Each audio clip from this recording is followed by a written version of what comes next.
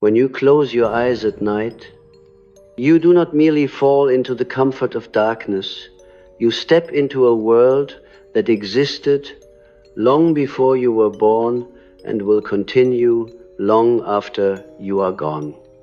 Sleep, to most people, is a necessity, a biological rhythm, to be respected but rarely understood.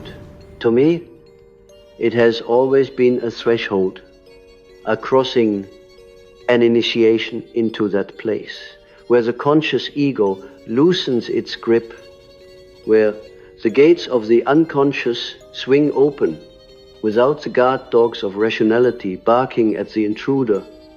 It is in this liminal territory that the soul begins to see, and what it sees is forbidden, not because it is evil, but because the waking mind fears it.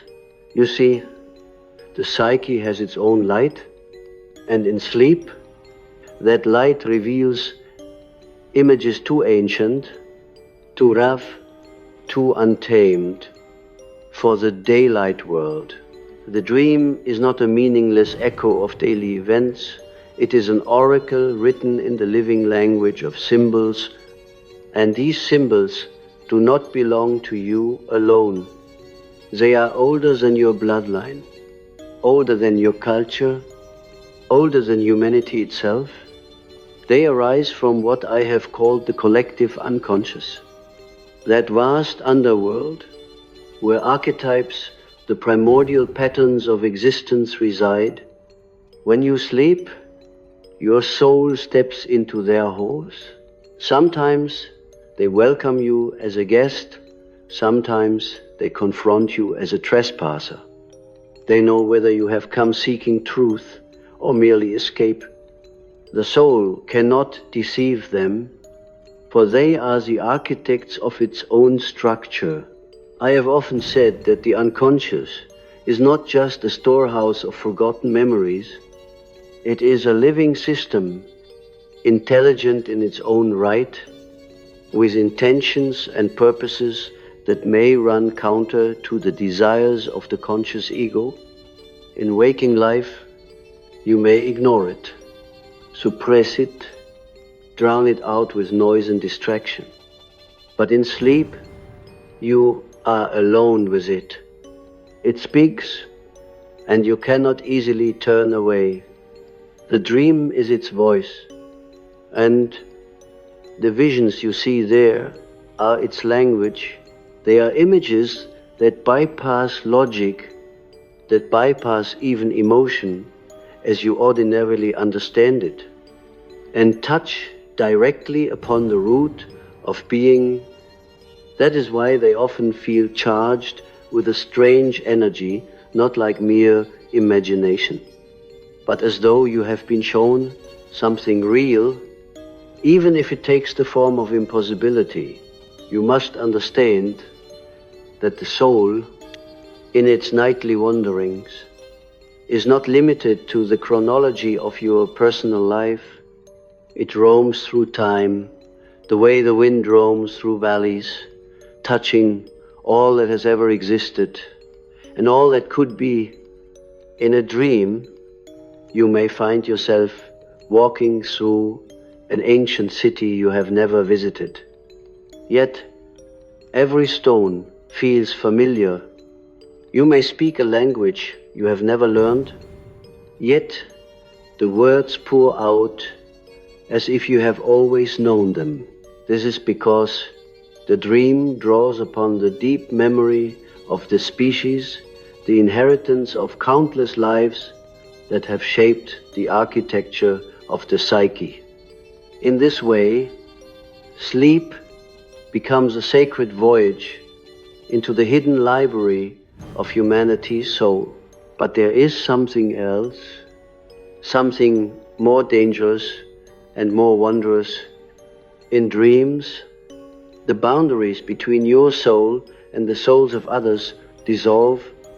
The unconscious is not a private island, it is an ocean, your little boat. The ego sails on its surface. in waking life, but when you sleep, you slip beneath the waves, and there, in the depths, currents connect you to everything that is alive. You may dream another person's sorrow, another person's joy. You may encounter a shadow that is not your own, yet it looks at you as if it has been waiting for you. This is the mystery of the psyche's interconnection. What you see while you sleep is not always yours, but it always has something to teach you. The forbidden vision begins when the soul is ready to see what it has been hiding from itself. Not all dreams are like this. Most are veils, rehearsals, symbolic disguises. But sometimes the mask falls away. Sometimes the dream turns into a revelation so stark that you wake with your heart pounding, your body sweating, as though you have survived an initiation. You may not be able to put it into words, but you know something has shifted. You have been shown a truth, perhaps about your destiny, perhaps about your hidden wounds, perhaps about the nature of reality itself. And yet, in the daylight, the intellect rushes in to dismiss it, to file it away under coincidence or fantasy. This is the ego's defense, for the forbidden vision is not meant for the faint of heart. It is meant for those willing to let the soul speak louder than the mind. The symbols of such visions are rarely polite. They may take the form of the shadow, that aspect of yourself you reject, deny, or despise. The shadow in dreams can wear the face of a stranger, a monster, a dead relative, even a friend who suddenly becomes threatening. Its presence is unsettling because it reveals something you have been unwilling to integrate. But the shadow is not evil in itself. It is the unacknowledged truth of your being. When the soul sees it in sleep, it is not to frighten you, it is to invite you into wholeness. Yet, integration is never painless. That is why so many wake from such dreams with unease. The truth is heavy. It asks something of you. Another frequent figure in the forbidden vision is the anima or animus, the inner image of the opposite sex within the psyche. These archetypes appear in dreams to connect you with the parts of your soul that balance and complete you. The anima may come as a mysterious woman offering guidance or temptation. The animus may come as a powerful man challenging you to confront your fears. They are not mere fantasies of romance. They are inner guides to the soul's evolution. To ignore them is to cut yourself off from half your psychic energy. To embrace them is to step closer to the self, the archetype of wholeness that unites all opposites. And then there is the terrifying beauty of the self itself. When it appears in dreams, it may come as a great mandala, a divine child, a radiant figure, or even a blinding light. To see it is to glimpse the organizing principle of your entire being. The axis around which your conscious and unconscious revolve. Many cannot bear such a vision for long. It overwhelms the ego, shatters its illusions of control, but it leaves behind a strange peace, a sense that there is something infinitely wise at the center of your life, guiding you even when you do not understand. The path to these visions is not a matter of technique or willpower, You cannot command them to come.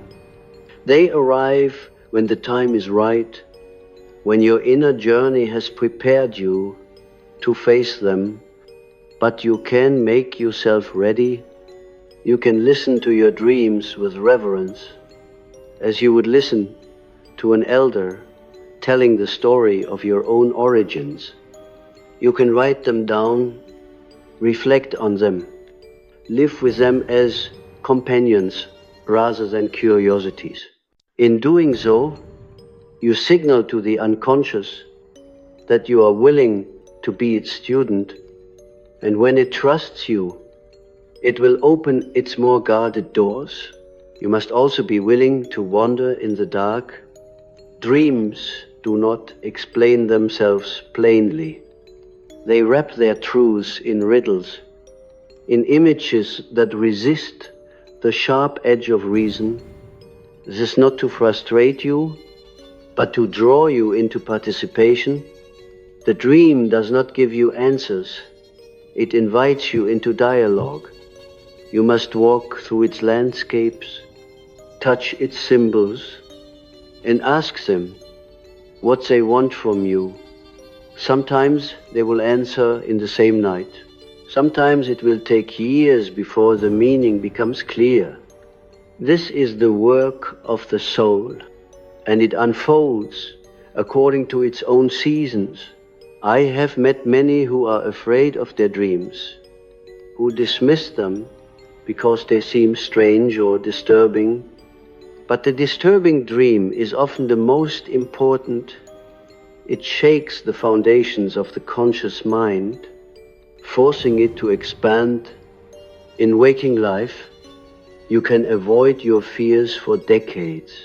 In dreams, you meet them face to face, and if you have the courage to stand your ground, you will find that they are not what they seemed. Behind the monstrous mask is often a wounded part of yourself, desperate to be seen. This is why I say the soul's vision in sleep is forbidden, not because someone has banned it, but because you have exiled it from your own awareness. There is another layer to this mystery. The dream does not only show you the state of your own psyche, it can show you the state of the world. It can reveal the archetypal currents moving through the collective, the patterns shaping history, the psychic weather of the age. Great upheavals in society are often preceded by a swelling of certain images in the dreams of many individuals.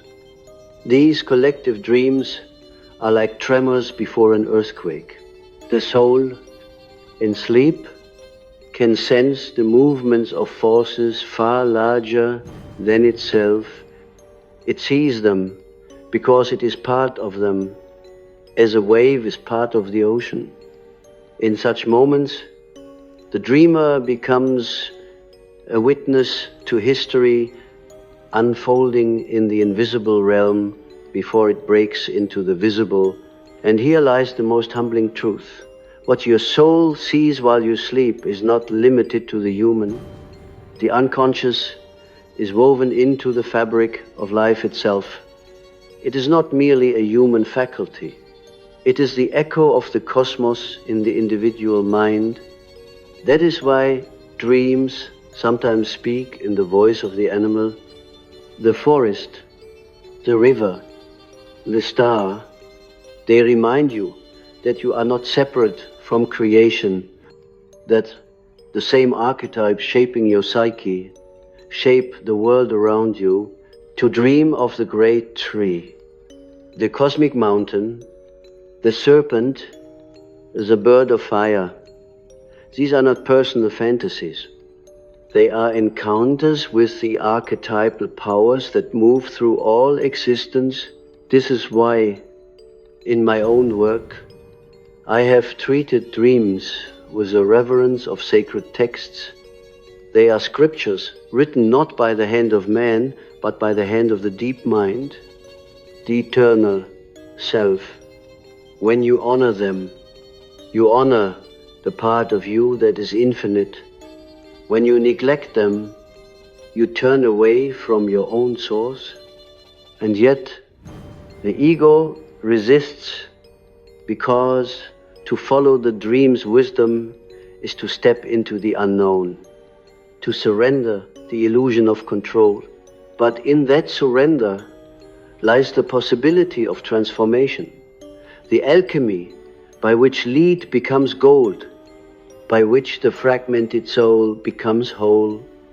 And so we descend further into the river of night, where the current grows stronger and the images begin to move with an authority you cannot argue with. It is here that the forbidden vision takes on its most striking form, when the soul does not merely watch, but participate. You may find yourself in a place that is not a place, a realm woven of memory, prophecy, and myth, where every object seems alive with intention. The walls may breathe, the ground may pulse like a heartbeat. The air itself may carry whispers meant only for you. This is not hallucination in the pathological sense. It is a direct encounter with the imaginal, that dimension where psyche and world interlace without boundary. You might dream you are standing at the edge of an immense forest, its trees impossibly tall, their roots entwined with the bones of forgotten creatures. A figure emerges from the shadows, perhaps human, perhaps animal, perhaps both. It speaks without words, and yet you understand this is an emissary of the unconscious, a guide or trickster, depending on what you need most. If you follow, the dream deepens. If you turn away, it changes shape, confronting you from another angle. The unconscious does not abandon its message. It simply adapts its mask until you are ready to hear. At times, what you see in this state feels like a memory from another life. You may walk through the ruins of a civilization that never existed in waking history, yet every detail resonates with familiarity. You may look into the eyes of someone you have never met and feel the weight of centuries between you. This is the soul's ability to move beyond linear time. Dreams compress past, present, and future into a single space, revealing that the psyche's true home is not in the calendar but in eternity.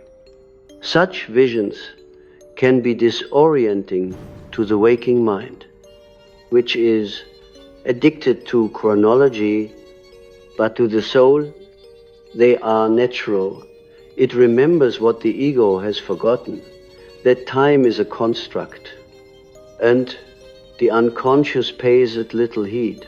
And there are nights when the vision grows darker, still, not in malice, but in gravity. You may dream of descending into a cavern whose depths seem endless. You walk for hours through passageways carved by invisible hands. The air, thick with the scent of earth and something older than earth. At the end, you find a pool of black water. You lean over, expecting to see your reflection, but instead, another face stares back, one you cannot name, yet it knows you completely. This is the confrontation with the deep shadow, the part of the soul that contains all the instincts, fears, and desires you have exiled.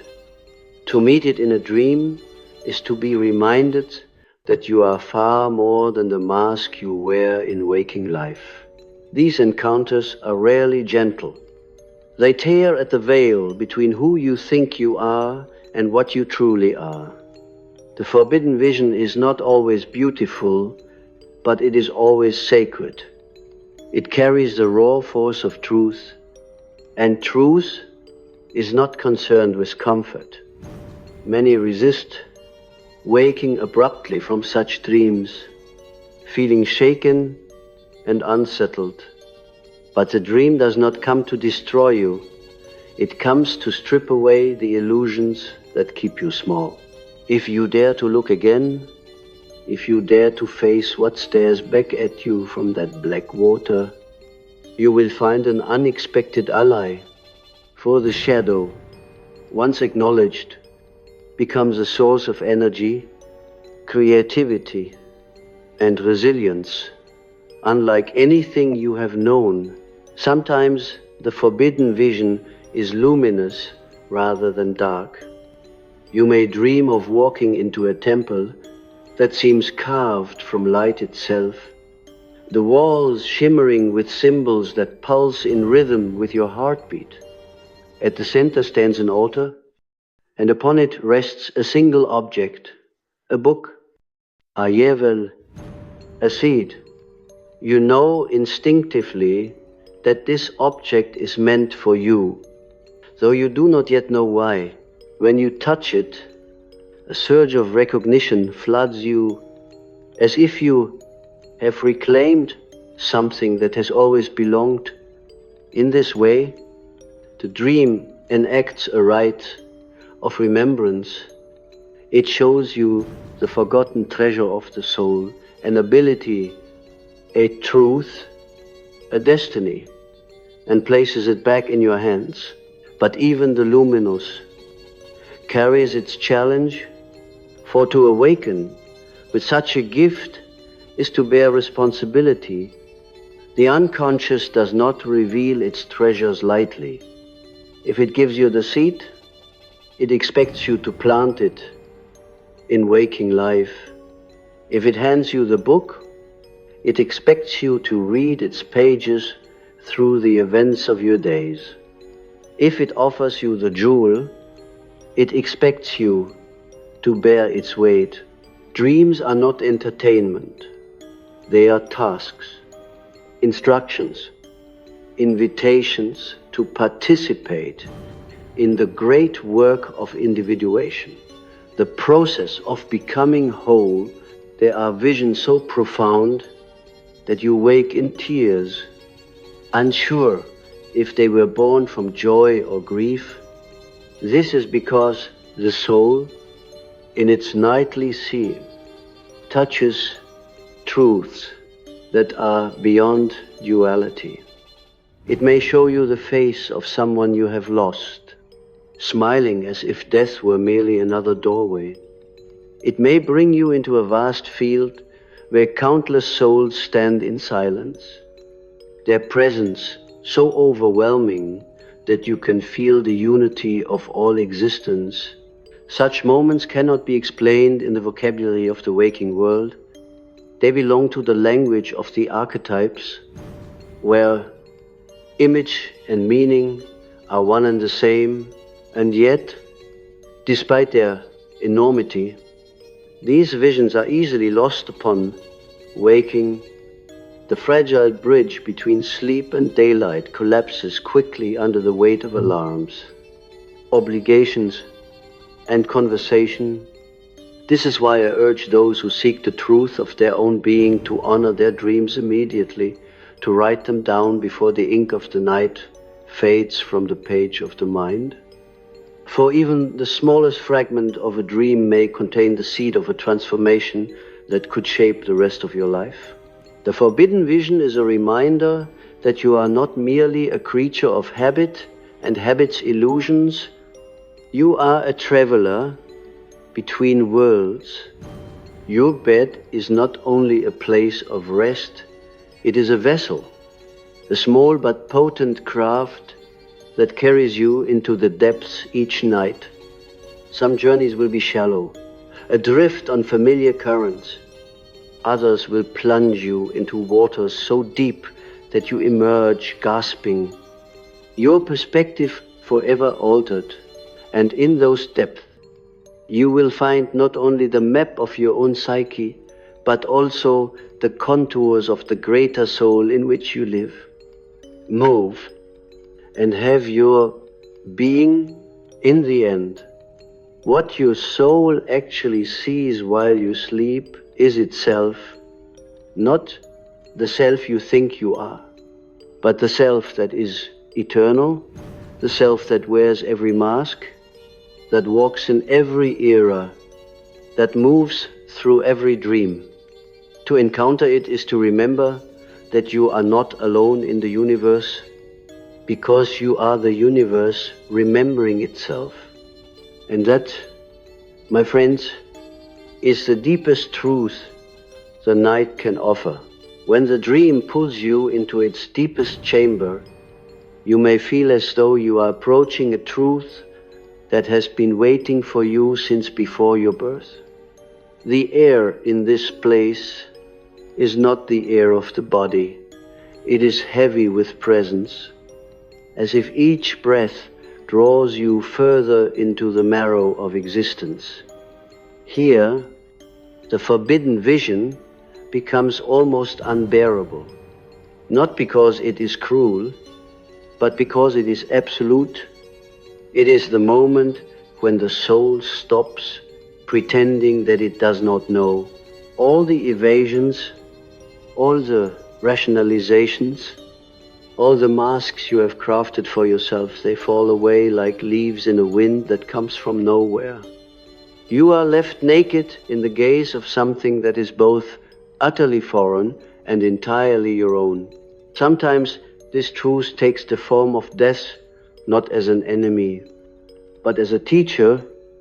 You may dream of your own funeral, watching from a distance as those you love gather in silence. You may feel the weight of your body lying still, or see it from above as if it were a discarded garment. And though a part of you recoils, another part feels strangely relieved. For in that moment, the dream is not rehearsing your end, but revealing the part of you that cannot die. It is showing you that the eternal self is untouched by the dissolution of the flesh, that the river of being carries you beyond the narrow banks of this life. When you awaken from such a dream, you may find your fear of death diminished, replaced by a deeper reverence for the life you still hold.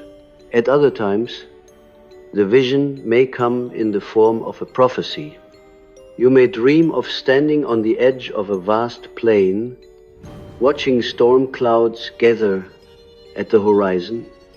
Lightning strikes, not randomly, but in patterns, each flash revealing a symbol carved into the land itself.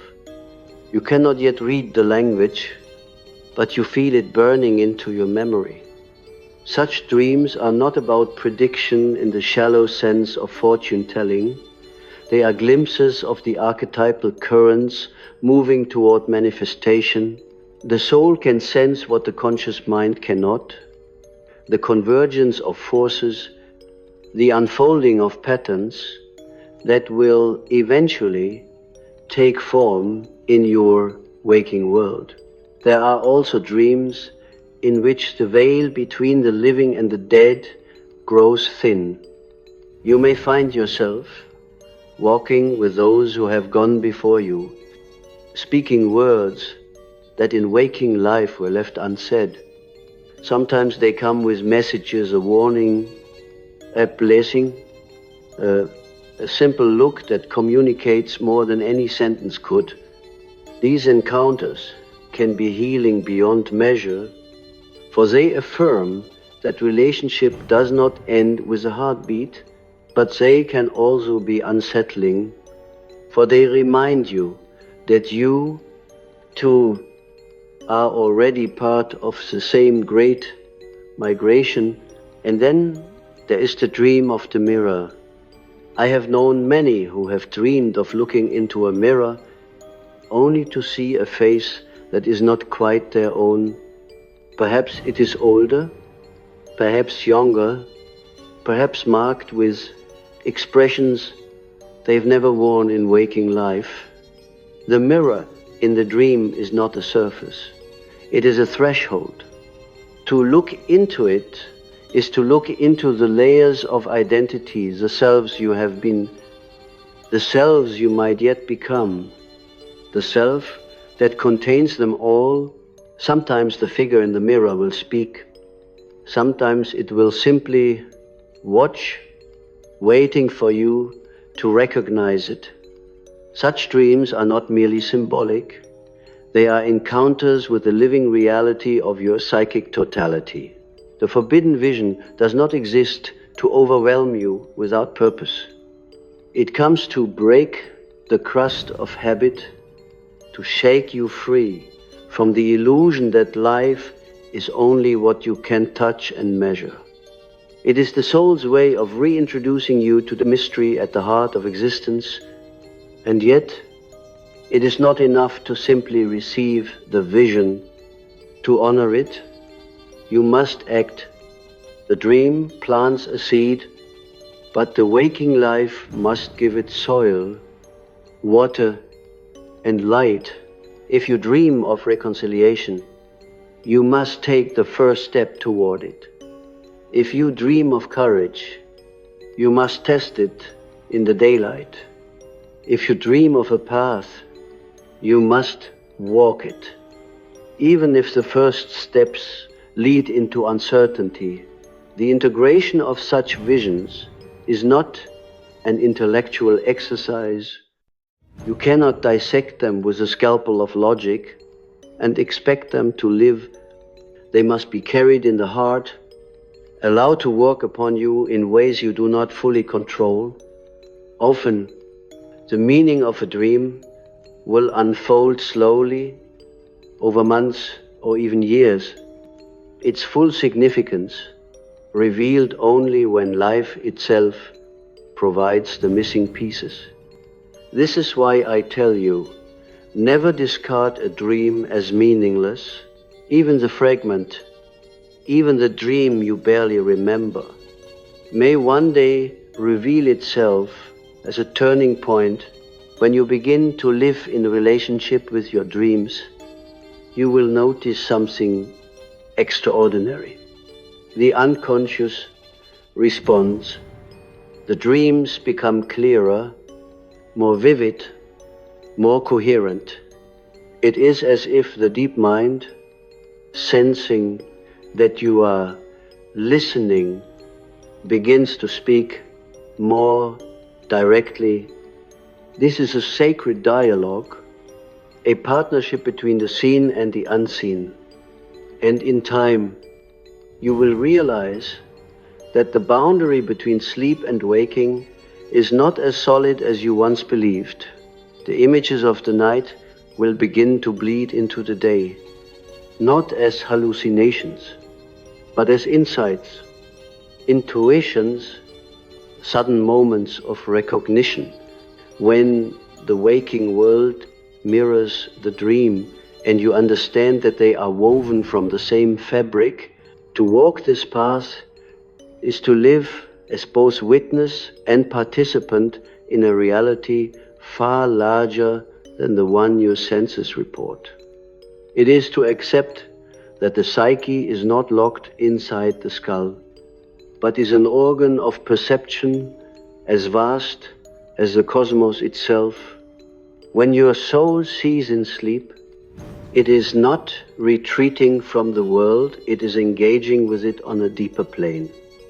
And when you awaken carrying the memory of that vision, you are entrusted with a fragment of eternity to shape the fleeting hours of your day.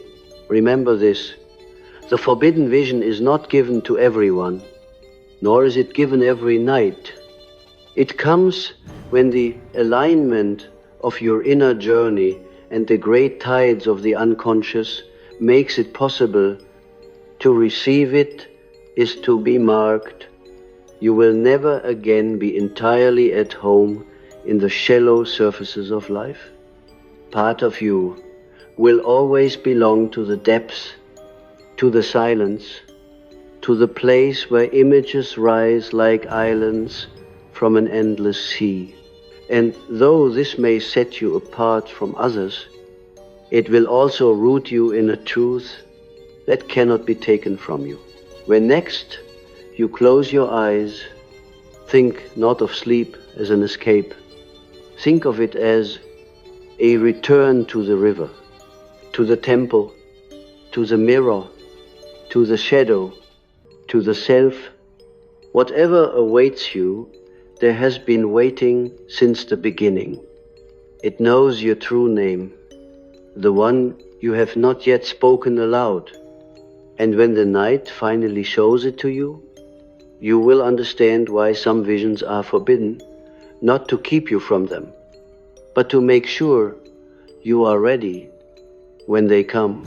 And so the journey bends toward its final arc, where the weight of the vision meets the fragile dawn. You have traveled through shadowed caverns, stood beneath impossible skies, touched the hand of the eternal self, and felt the pulse of the collective dream. But now the night begins to loosen its hold. You feel the edges of waking pressing in like the faint glow at the horizon before the sun crests. The question is not whether you will wake, you must, but whether you will cross the threshold carrying the fire you found in the dark, or whether it will slip through your fingers like mist. This is the most delicate moment of all, because the waking world has its own gravity, and it pulls hard. The mind that wandered freely in the ocean of symbols will soon be asked to remember appointments, answer questions, navigate streets. And yet, the dream does not vanish because the eyes are open. It lingers not as a perfect image, but as an imprint, a vibration in the bones, a taste at the edge of thought. If you guard it, nor too late, let it speak in its own rhythm. It will shape the very way you move through the day. Many make the mistake of waking and immediately judging the dream. They call it strange, or meaningless, or disturbing, and so they exile it before it has a chance to reveal itself. But the soul's vision is not a riddle for the intellect alone. It is an alchemical seed. Its power lies not in immediate clarity, but in its ability to rearrange the inner architecture of your being over time. This is why the ancients treated dreams as messages from the gods, why shamans, prophets, and healers listened to them with a patience that modern life has nearly forgotten. The dream's meaning is not found, it unfolds. In these moments, after waking, you may feel two selves inhabiting you. One is the daylight self, the familiar identity bound by logic and habit. The other is the dream self, vast, fluid, and unafraid of the unknown. At first, they may seem like strangers to each other, their language is incompatible. But the task of the awakened soul is to introduce them, to let them sit together at the same table. When you do, something remarkable happens. Life itself becomes a dream that you can shape, and the dream becomes a life you can live.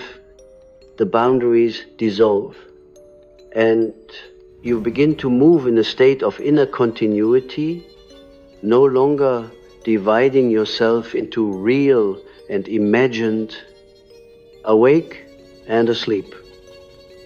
In the forbidden vision, when integrated, changes more than your perception of sleep. It alters your relationship to reality itself. You begin to see archetypes walking in daylight. You notice the shadow not only in your dreams, but in the way a stranger's eyes flicker with unspoken resentment.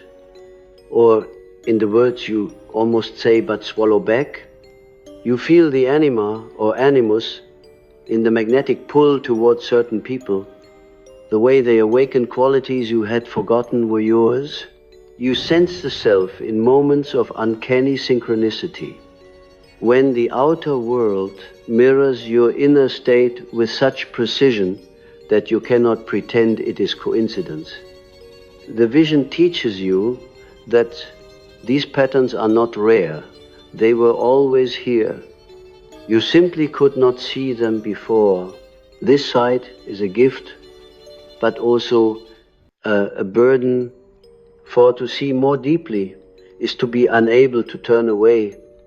Once you know the language of symbols, you will hear it in every conversation, every headline, every passing shadow.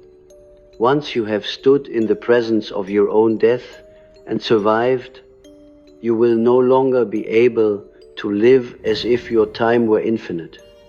And once you have touched the archetypal heart of humanity, you will feel its wounds and its hopes as if they were your own.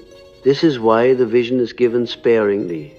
It remakes the soul, but the soul must be strong enough to bear the weight of what it has seen. And yet, this strength is not the strength of steel, but of roots. It is not about hardening yourself against the world, but sinking deeper into it, finding the hidden veins of meaning that run beneath every moment. The dream teaches you to move not only forward in time, but downward into depth. It shows you that your life is not a line to be measured, but a spiral to be inhabited. And as you walk that spiral, you discover that the images of the night are not random visitors, but guardians of your own becoming. There will be nights when the vision does not come. You may drift through shallow, fractured dreams, or remember nothing at all. This, too, is part of the rhythm. The unconscious works in cycles, offering revelation and then retreat. Just as the moon waxes and wanes, trust this ebb and flow. The vision is not gone.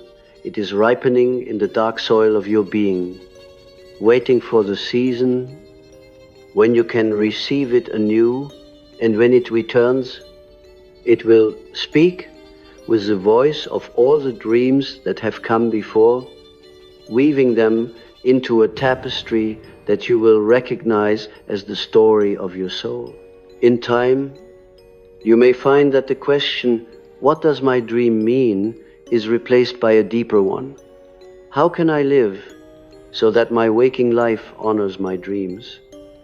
This is the true alchemy, not turning lead into gold, but turning vision into action, insight into embodiment. When you live in this way, the world begins to speak back. Symbols appear in chance encounters, patterns echo across your days. The inner and outer become mirrors of each other. You realize that the forbidden vision was never truly forbidden. It was always part of you, waiting for you to be ready to see it.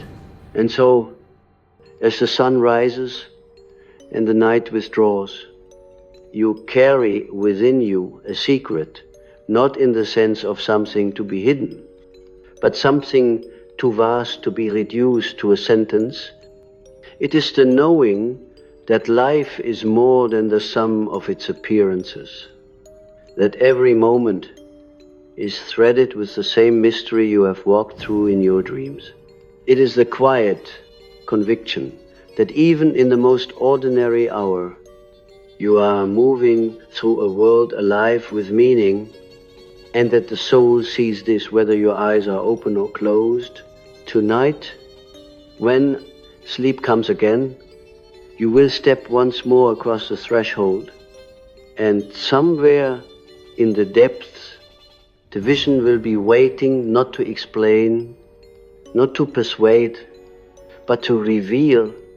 When you see it, you will know, and when you wake, you will carry it like a flame through the corridors of your days, lighting the way not only for yourself, but for all who have forgotten how to see